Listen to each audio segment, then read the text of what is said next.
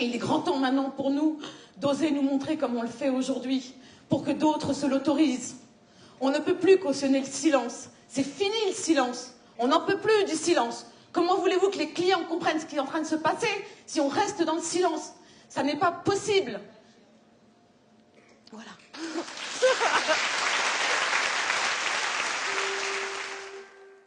Voilà, pour ouvrir ce 7-8 Société 2 ce soir, vous venez d'entendre une phrase forte. Elle est signée de Laurence, c'est une des représentantes du mouvement français des survivantes de la prostitution. Et cet extrait d'un documentaire que vous avez réalisé. Hubert Dubois, bonsoir. Bonsoir. Merci d'être en plateau avec nous. Laurence et puis Rosane, c'est les deux femmes que vous avez suivies. Elles sont allées défendre leur cause auprès de Najat Vallaud-Belkacem, la ministre des Droits des Femmes. Et justement, nous allons parler dans ce 7-8 Société de la prostitution. Une loi a été votée le 4 décembre dernier qui notamment pénalise les clients des prostituées, 1 500 € d'amende. Alors fallait-il une loi pour pénaliser la prostitution?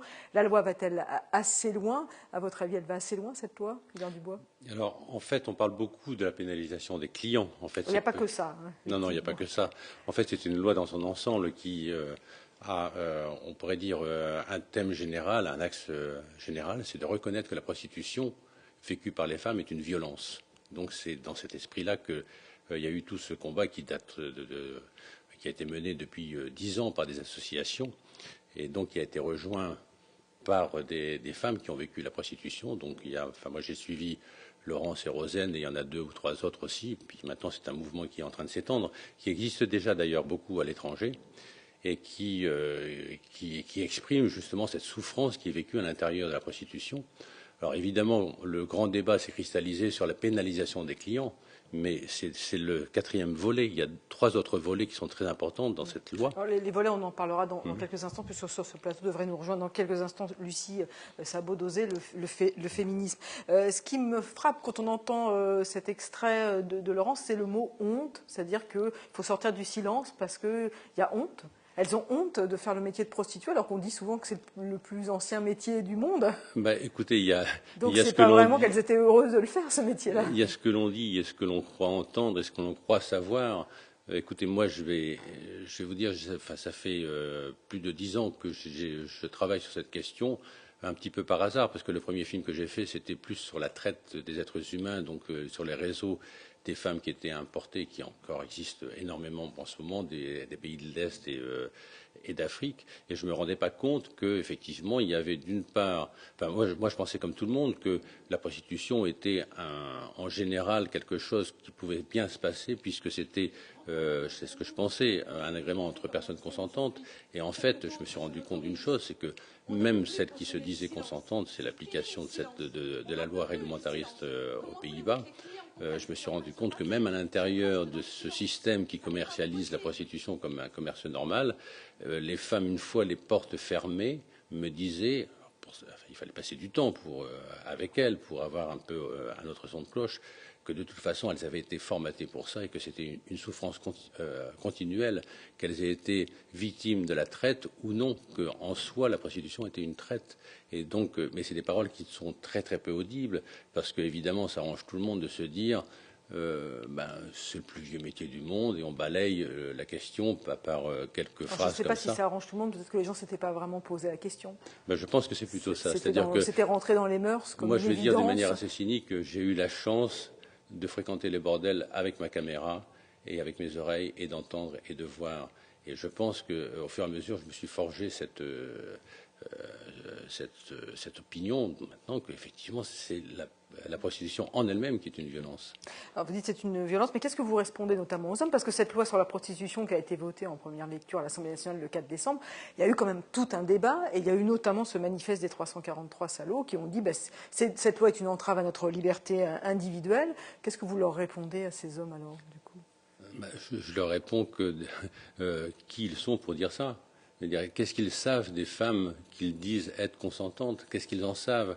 Quand on travaille un peu, mais c'est une question de travail et de volonté de comprendre, quand on travaille un peu, on se rend compte que il n'y a pas de femmes volontaires, qu'elles sont formatées. C'est ce qu'elles disent, c'est ce que disent Laurence et Rosane que j'ai suivies. Même Rosane elle-même, donc l'autre femme, elle a cru qu'elle était volontaire. Elle dit un beau jour, j'avais plus rien dans le frigo, j'ai répondu à une annonce et je me suis retrouvé dans un bar à hôtel. Je pensais que j'étais consentante et libre. Et j'ai mis 10 ans à me rendre compte qu'on m'avait formaté pour ça. Et quand elle fait un travail sur elle-même, il y a inceste, il y a viol. Mais vous la comprenez quand même, ce manifeste, vous le comprenez, ce manifeste, cette prise de position comme ça assez forte d'artistes en plus. Mais qui sont ces gens, enfin, à part le fait que ce sont des notables des people mais qui sont, qu'est-ce qu'ils connaissent de cette réalité? Non, je les comprends pas du tout. Je trouve qu'il ferait mieux de réfléchir et de travailler un peu plus sur la question avant de. C'est comme quand on dit également que c'est du domaine privé, c'est pas vrai. L'inceste, c'est du domaine privé. La violence conjugale, c'est du domaine privé parce que les portes sont fermées, c'est à l'intérieur de la maison. Non, c'est un problème de société. On va continuer à parler avec vous, Hubert Dubois, puis Lucie va nous rejoindre dans quelques instants. Je voudrais qu'on regarde un nouvel extrait de votre documentaire qui s'appelle « Les survivantes de la prostitution », dont TV-Film sera diffuseur, je ne l'ai pas précisé, ce sera courant du premier trimestre 2014. Alors on va donc revenir sur la réalité de la prostitution dont vous parlez, comment cette notion a même évolué au sein des politiques. Et puis ensuite, on aura par téléphone un syndicat de police qui ne partage pas votre point de vue. On regarde cet extrait. J'ai entendu plusieurs femmes qui ont connu la prostitution. Elles ont toutes vécu des humiliations ou des violences sexuelles durant leur enfance ou des violences physiques. Pour moi, c'était très simple, une maman qui m'a rejetée. J'ai pas connu mon père. Et donc j'ai vécu avec un beau-père qui, lui, était pas très net. Brutalement, nous nous sommes rendus compte, et ça a été pour nous vraiment une révélation, que nous étions non pas dans le domaine de la prostituée fille de juin du 19e, des romans de Balzac, de Belle de jour, mais que nous étions dans ce qu'il y a de plus sordide, c'est-à-dire la violence extrême dans laquelle vivent ces personnes. Et nous avons donc complètement inversé notre regard. Ces personnes prostituées sont donc des victimes et non pas des délinquantes, comme la loi sécurité intérieure a voulu leur faire jouer ce rôle. Elles sont dans les mains des mafias. Et lorsqu'elles ne le sont pas, puisqu'on ne peut pas imaginer que toutes les femmes prostituées sont dans les mains des mafias, en tout état de cause, elles vivent de situations de violence extrême parce que l'exercice de la prostitution est très extrêmement violent en lui-même. Voilà pour ce nouvel extrait de votre documentaire Hubert Dubois, Les survivantes de la prostitution. Nous a rejoint en plateau Lucie Sabot, bonsoir. Vous êtes militante à Oser le féminisme et responsable notamment des questions de sexualité au sein de l'association. Alors la question que j'avais posée aussi à Hubert Dubois, est-ce que la loi qui a été votée le 4 décembre à l'Assemblée nationale va assez loin? Cette loi est très importante parce que c'est la première fois qu'on a un cadre cohérent en matière de lutte contre le système prostitueur. C'est une loi qui, pour la première fois, reconnaît pleinement qu'un acte sexuel non désiré, quel qu'il soit, y compris quand son impunité est achetée par l'argent, c'est pas tolérable, ça doit être puni. Mais il n'y a pas que ça dans cette loi, je pense qu'on y reviendra. Il y a tout un tas de mesures d'accompagnement social afin que les femmes aient réellement le choix. Alors, en ligne avec nous, on a Stéphane Liévin. Bonsoir. Du CGC oui, Police, bonsoir. Alors vous, votre syndicat ne discute pas sur le fond cette loi, vous respectez évidemment le travail des législateurs. Toutefois, vous dites que sur le terrain, ça va être difficile à appliquer? Bien évidemment, une loi, on sait bien que dans ces domaines-là, si une loi suffisait à changer un phénomène de société tel que celui-ci, ça se saurait.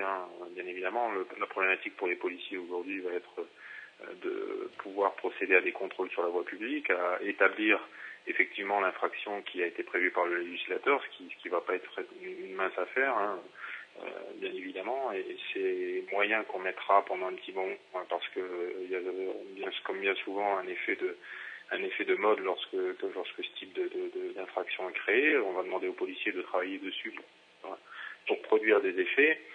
Et les efforts qui seront faits dans ce domaine-là ne seront pas faits dans un autre domaine. Donc, bien évidemment, ça va compliquer le travail des policiers sur le terrain. Donc compliquer le travail, est-ce que vous avez l'impression aussi que les prostituées du coup vont peut-être plus se cacher, que la prostitution va continuer mais peut-être sous une forme un peu plus cachée? Oui, tout à fait. C'est le risque auquel on s'expose aujourd'hui, de créer des réseaux un petit peu différents, un petit peu cachés de prostitution. Et encore une fois, bon, le travail des policiers est effectif dans ces domaines-là pour essayer de réguler l'insécurité qui peut être occasionnée par ces phénomènes de prostitution, quelquefois de prostitution de masse. Mais encore une fois, nous, ce qu'on souhaite, c'est que le maximum des moyens soient mis pour la lutte contre les réseaux de prostitution, contre le proxénétisme. Et c'est bien évident, il est bien évident que les moyens qu'on mettra pour lutter contre les clients ne permettraient pas, encore une fois, d'être présents dans d'autres secteurs, en général, et principalement sur le secteur des réseaux de prostitution, sur les proxénètes, etc. Donc ça veut dire, selon vous, qu'il fallait un autre type de loi? D'autres mesures? Oui, écoutez, nous, avec les mesures existantes, bien évidemment, ça permettait d'apporter une régulation, même si tout n'est jamais parfait. Mais encore une fois, je crois que pendant des années, on a axé le travail de la police sur la politique du chiffre, qui a eu des effets pervers.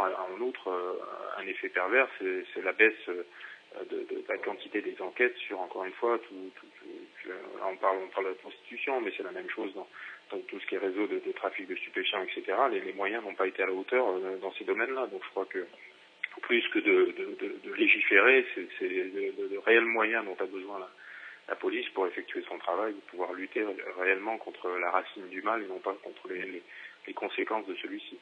Merci Stéphane, vous allez rester encore quelques instants en ligne avec nous. Lucie Sabot, je vous vois hocher un peu de la tête quand Stéphane Liévin parle. Qu'est-ce que vous auriez envie de lui répondre? Non, mais je comprends sa perspective. En fait, sa réaction n'est pas très surprenante en Suède. À l'époque où la loi est passée, elle était très impopulaire. Elle était même peut-être plus impopulaire qu'ici encore. Et il y avait effectivement des professionnels des forces de l'ordre qui disaient c'est pas applicable, ça va être ingérable pour nous, etc. Aujourd'hui, ces gens ont changé de regard pour bon nombre d'entre eux, et cette loi, 70% de la population suédoise y est favorable. Je rappelle que cette loi, elle se résume pas à l'inversion de la charge pénale. Néanmoins, cette inversion de la charge pénale, donc remettre les choses à l'endroit, c'est-à-dire cesser de considérer les personnes prostituées comme des délinquantes et bien replacer leur parcours dans tous les déterminismes qui amènent un certain nombre de femmes dans la prostitution. Aujourd'hui, les prostituées redeviennent des victimes. Tout à fait. Elles sont reconnues pour ce qu'elles sont, c'est-à-dire des victimes du système prostitueur, des victimes de la demande d'un certain nombre d'hommes, une minorité en fait, de clients prostitueurs. Monsieur parlait de la traite.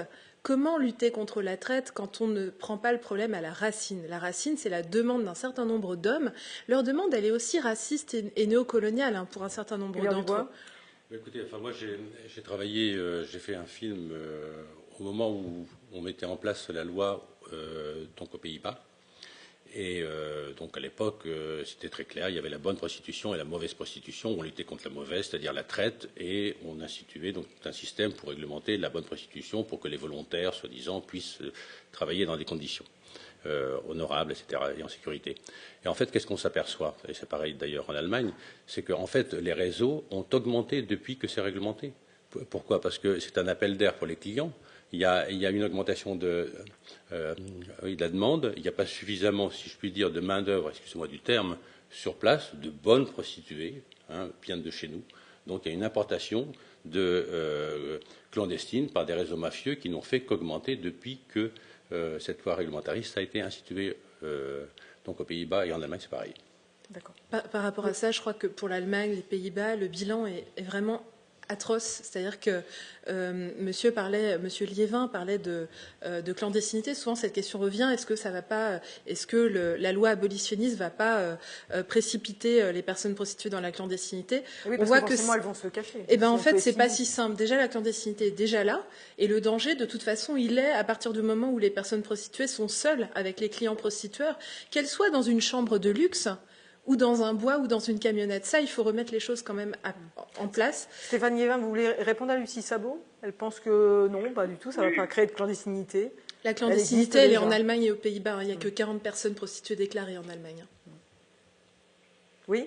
Oui, écoutez, par rapport à ce qui est dit, bon, je vais être très clair là-dessus. S'il s'agit de dire que tout le monde est d'accord pour lutter contre la prostitution, entre guillemets, non volontaire, et contre ces filles de l'Est poussées à la prostitution par des réseaux. Bien évidemment, tout le monde est d'accord sur le sujet. Simplement, si on veut lutter contre la demande, je crois que c'est la demande, entre guillemets, pour reprendre une expression bien connue, vieille comme le monde, je crois que la demande se réorganisera en fonction de la législation, et la nature ayant horreur du vide, il me semble que ça développera les réseaux clandestins. Maintenant, si effectivement cette loi peut permettre de porter assistance à des prostituées en difficulté au sein de réseaux au sein desquels elles sont persécutées, bien évidemment, ça ne pourra être que positif. S'il y a des expériences étrangères qui ont montré que ce système permettait effectivement de lutter contre ce type de prostitution-là, allons-y. Simplement, pour les policiers de terrain, je reviens à ça parce que pour Unité SGP Police Force Ouvrière, un syndicat majoritaire de la police, il s'agit de défendre les conditions de travail des policiers, et pour effectivement entre guillemets faire tenir l'infraction, parce que c'est toujours question de ça, et il va être difficile pour les policiers d'amener les éléments constitutifs de l'infraction dans les procédures qui vont être remontées. Voilà, donc un travail plus compliqué pour les policiers, on l'aura bien compris. Merci beaucoup Stéphane Lévin d'être intervenu en direct ce soir sur TV Fil. Merci. Donc un travail plus compliqué pour les policiers. On a entendu la même chose lorsqu'on a obtenu la reconnaissance du viol comme crime. Que ça allait être très compliqué de prouver, que c'est pas vrai, on trouve toujours des faisceaux d'indices. Et surtout, ce que je voudrais rappeler, c'est que la prostitution de personnes mineures, d'enfants, d'adolescentes, elle est interdite, évidemment, déjà.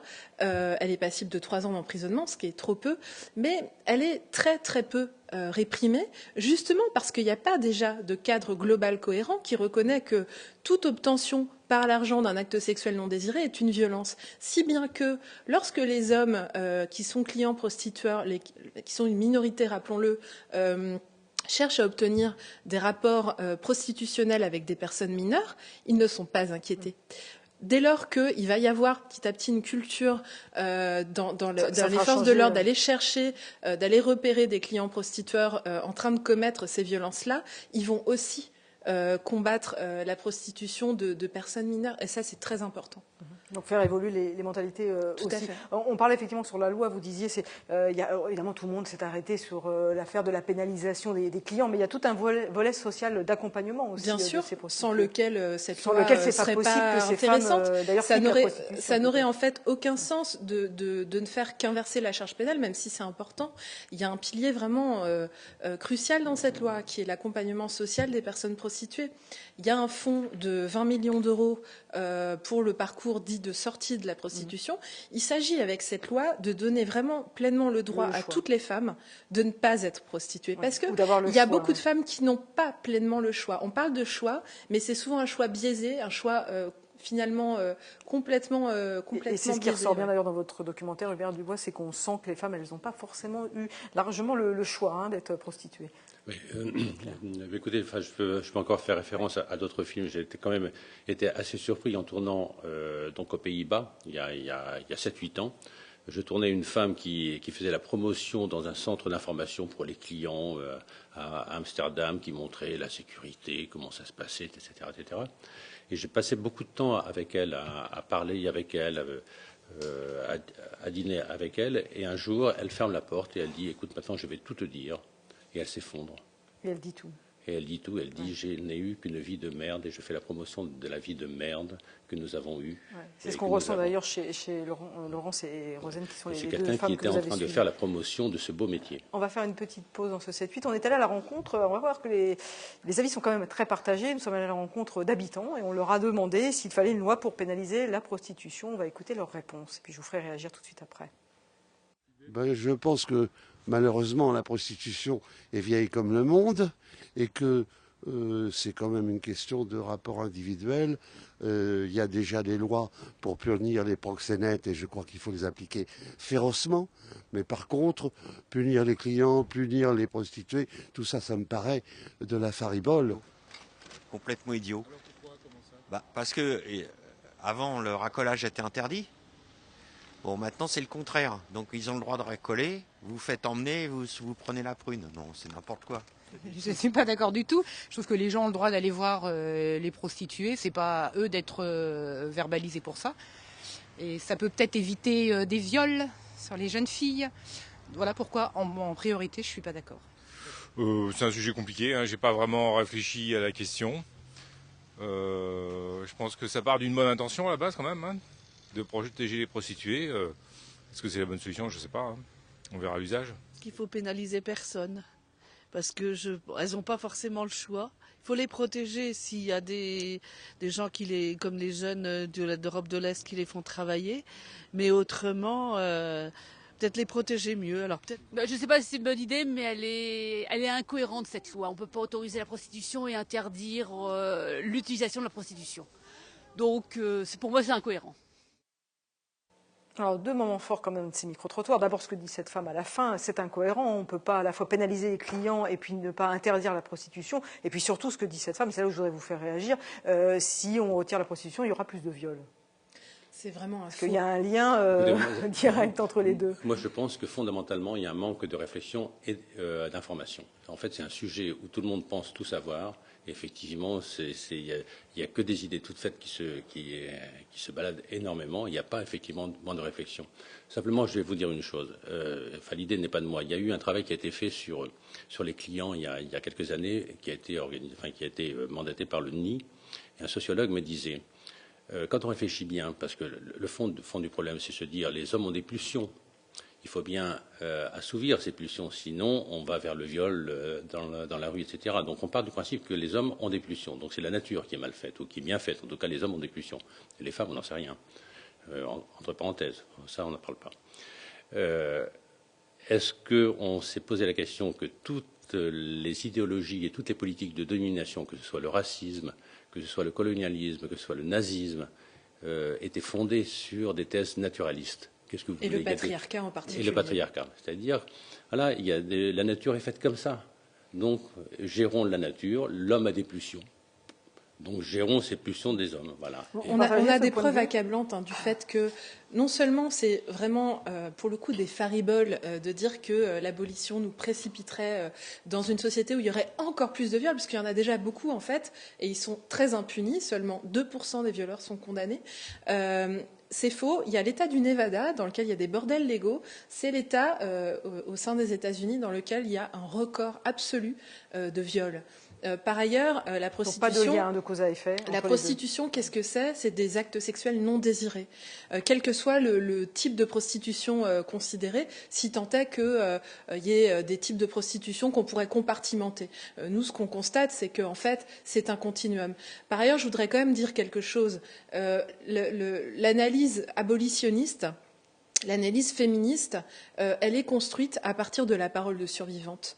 Moi, comment je suis devenue féministe abolitionniste? En entendant Rosanne Isher, en entendant Nathalie, en entendant Laurence Noël, en entendant Rebecca Mott, une survivante britannique, qui raconte en fait comment elles ont appris à dire pendant des années « j'ai choisi, tout va bien, c'est un métier, etc. » Et comment, quand elles peuvent enfin en sortir, mais elles sont obligées à un moment de dire en fait ce qu'elles ont vraiment vécu. Et qu'est-ce qu'elles disent? Elles disent mais c'est des viols à répétition.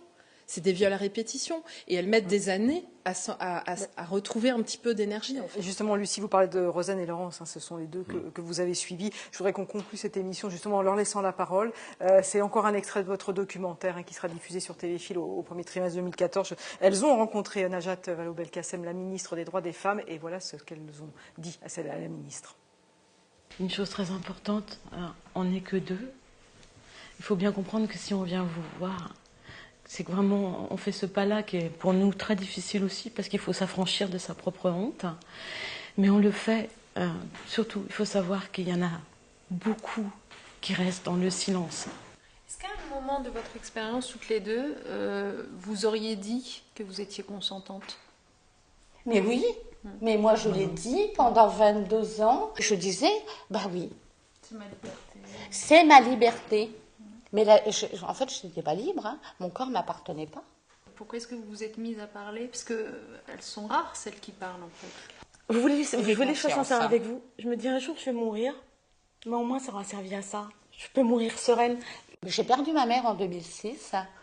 Et je regardais ce corps de femme, qui était ma mère, que j'aimais. Et je l'enviais.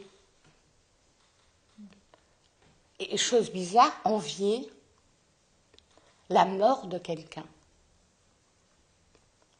Et pourquoi? Parce qu'en fait, c'était ma propre mort que je souhaitais. Voilà, les mots sont forts. Hein. Je crois qu'il n'y a pas grand-chose d'autre à dire, en tout cas pour ceux qui auraient des doutes sur fallait-il une loi pour pénaliser la prostitution. Juste en 10 secondes. Quand vous entendez ça, je vous sens ému quand même. Oui, je suis très émue. Je les connais et c'est des héroïnes, je crois qu'elles sont magnifiques. Alors là, on les voit parler de choses extrêmement âpres. Au quotidien, elles construisent beaucoup de choses pour que toutes les femmes puissent dénoncer les agresseurs, que ce soit des clients prostitueurs, des violeurs, des hommes qui cognent femmes et enfants, etc. Elles se battent vraiment pour l'éradication du système patriarcal. De la prostitution. Merci à vous deux d'être venus en plateau. Merci. Merci à vous. Juste un petit détail. Enfin, la loi n'est pas votée encore. Non, il y a encore un passage projet de loi, passage au Sénat. Merci beaucoup à vous deux en tout cas. Ce 7-8 Société est terminé pour cette année 2013. Eh bien, je vous donne rendez-vous l'année prochaine pour évoquer d'autres thèmes de société. Et d'ici là, je vous souhaite d'excellentes fêtes de fin d'année.